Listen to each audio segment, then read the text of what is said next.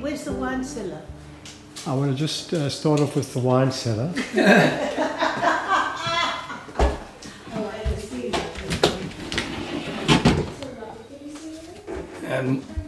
Modest in comparison. I should give you some more light, Chris. No, the light is quite good. So that's the wine cellar. And your beautiful front door.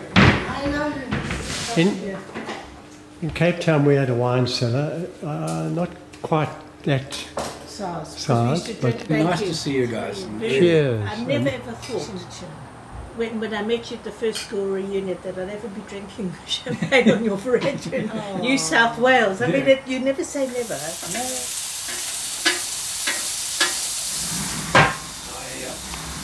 He's going to close the cottage.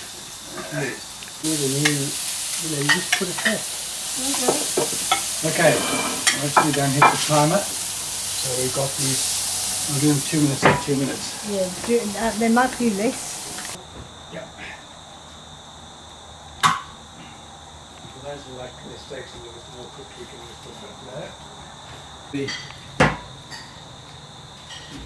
Oh no, you've got to be joking. Not enough. No, we can always cook some more. Yeah, we're going to Ask the neighbours to come over. There's a couple of puppy great big steers across the road. We can have a go at them. Put them in the microwave until they were soft. Yes. Then I put some oil on this and I put a tiny bit of sea salt on it. And back Put in the oil oven. and I shoved it in the oven. Those were the samples. You've got to take yourself and You're going to tell me you're vegetarian, are you? No, don't drink wine. Bugger. Oh, we never did bring the knife for the rules. Okay. Let's just have a little one of these. New South Wales time, Oh, it's 7:30. on my watch, but I know it's 8:30. Yes. That is beautiful. Isn't that Then it Jaws? flew past. No, that's in that Jaws. It must have. This is hot English mustard.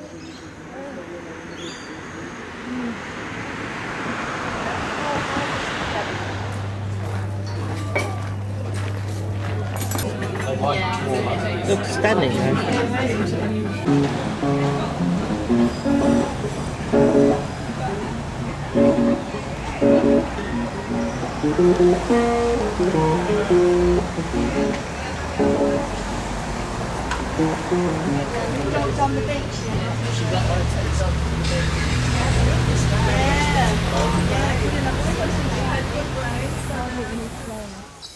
You go that way. Yes, goes that way.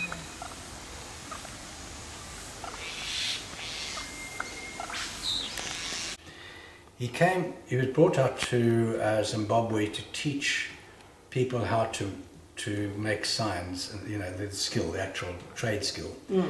He got to Harare and his job had been given to a black man, so he didn't have it. But he went up to Zambia where they took him on.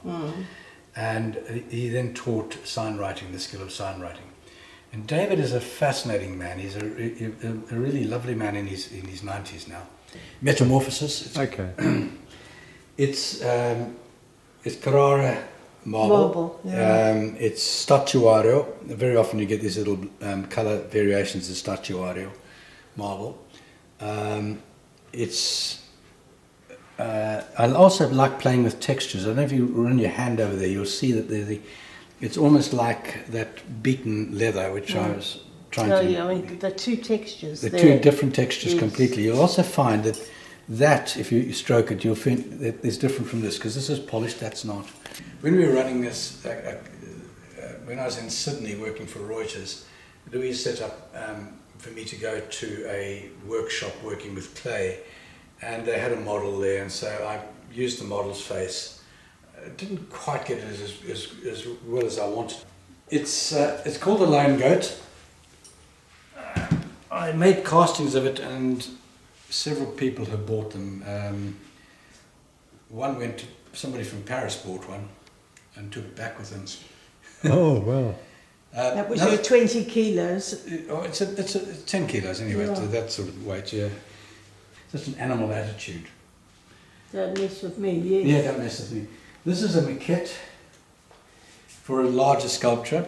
From the bottom to the top of that sculpture. This sculpture I sold this year, the actual sculpture itself, I sold to a fellow artist, and it's installed at her property down the road. It's the artist proof, so it's of the prints. Ken sells his artist proofs for over $1,000 each, so it was a nice gift. Very nice, yes. But he and I worked on creating some of these images, that one, and that one, in 3D. So we created a donkey about that size.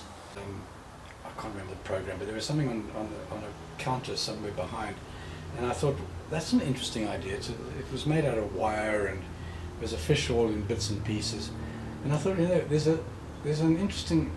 We now know that there's a huge amount of acid in the acidization of reefs, and it just sort of took me down a path of wondering what would happen, having seen this sort of skeleton fish made out of wire. What would be the story if fish were swimming along there quite happily, not realising the back part of them, but being beaten by this bloody acid? Again, going down the surreal nature of things. God, they've got such peaceful faces. Yeah, this one's even got a smile on his face. Yeah, it's lovely. Yeah. So and then my original idea was just to have them with not much action going on. So these were all made on the basis of they're just swimming along and not being aware. Then I thought, well, hang on, let's put a bit more action. So these are the last two I made. Yeah, That's a piece of Carrara marble. Oh, is it? That's a piece of marble, but it comes from North Queensland. That comes from North Queensland as well. So there's a few pieces of marble here. Yeah, you got some challenges on Much it. gentler. It's got these huge trees, 100-foot trees. They much smaller. Those are bungalow palms in there. So this is the salt-tolerant rainforest. This is the bakery, and it's a wood fire oven in there, and it's used quite extensively for baking. And they also do a lot of their food, like roast. See, I'm the same height as Sorry about that. Thank you, Marmy.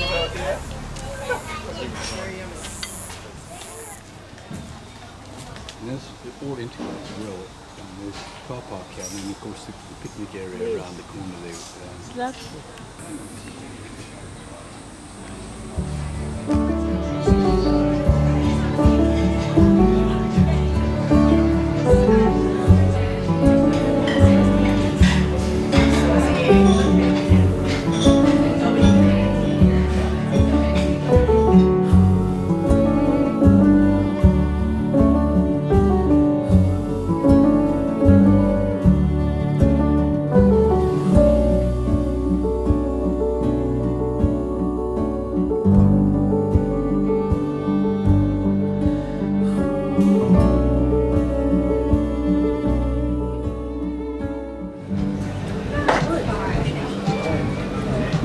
Cheers all. Cheers, cheers.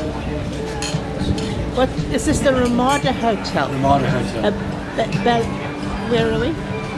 Ballina. Ballina.